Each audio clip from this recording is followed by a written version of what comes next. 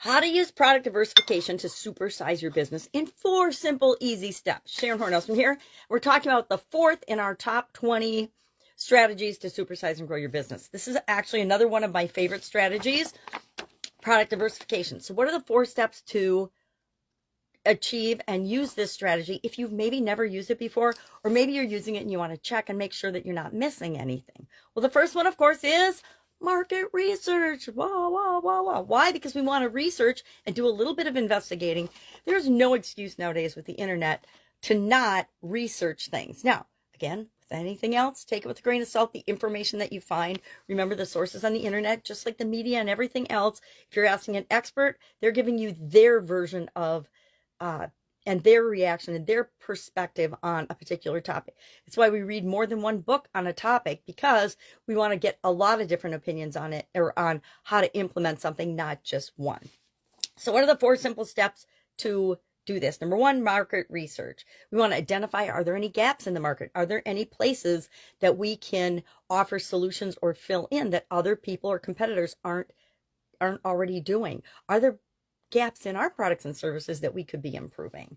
Secondly, we want to prototype and test.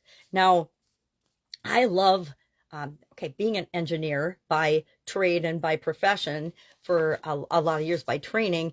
I like to tweak and test and continuously improve things. So, for example, in my Italian food manufacturing business, we had our core offering, our core products that we provided all the time to people, but I was continuously working with R&D and in the kitchen myself, because I love to cook and bake and things, testing different formulas, testing different flavors, testing different possible products that we could offer. Sometimes we offered them seasonally. Sometimes they became a part of our regular product line for a few years.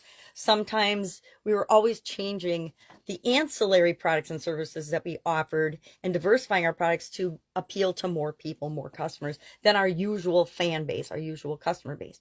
And I will admit, my very favorite ravioli that I ever created was a chocolate pasta with caramel inside and a caramel drizzle topping. It wasn't really a ravioli per se, but it was a ravioli because it was a pasta type flavored dough with a filling in it, which is the definition of ravioli.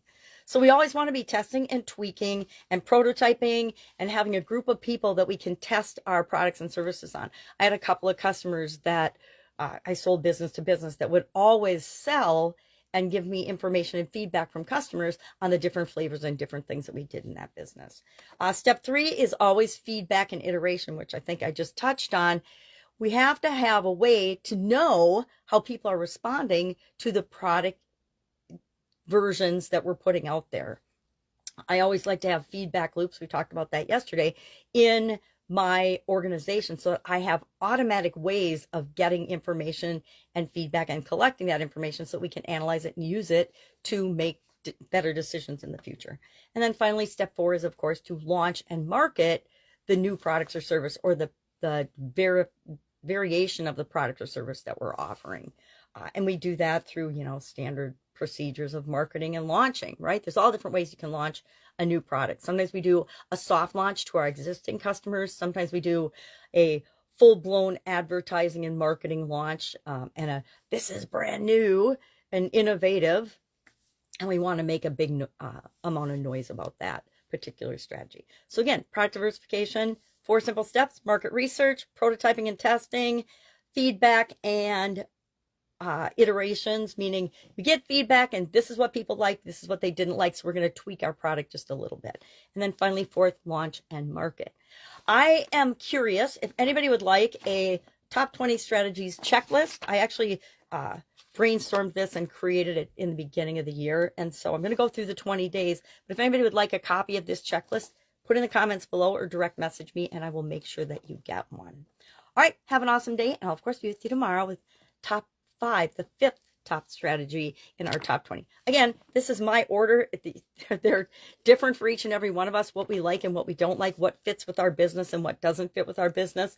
But I have tried all of these strategies and had some success with some, tremendous success with others, and very little or no success with some of them. And I'll tell you what those are as I go through them.